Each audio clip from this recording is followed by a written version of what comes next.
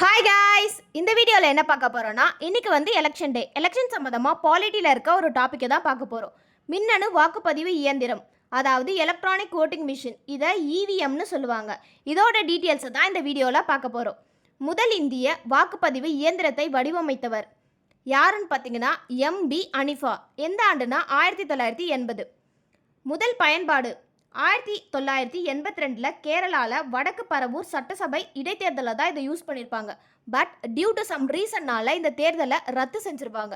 அதுக்கப்புறமா சட்டப்பூர்வமாக எப்போ அனுமதி கொடுத்துருப்பாங்கன்னா 1998 ராஜஸ்தான், டெல்லி, மத்திய பிரதேசத்தில் நடந்த சட்டமன்ற தேர்தலில் குறிப்பிட்ட பகுதியில் மட்டும் யூஸ் பண்ணியிருப்பாங்க.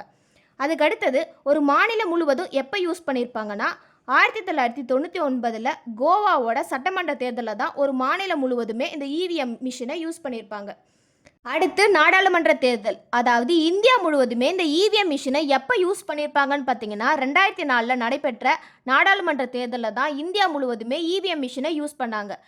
உற்பத்தி செய்யும் நிறுவனங்கள், இந்த இவிஎம் மிஷினை எந்தெந்த நிறுவனம் உற்பத்தி செய்யுதுன்னு பார்த்தீங்கன்னா பாரத் எலக்ட்ரானிக் லிமிடெட், இது பெங்களூரில் இருக்குது.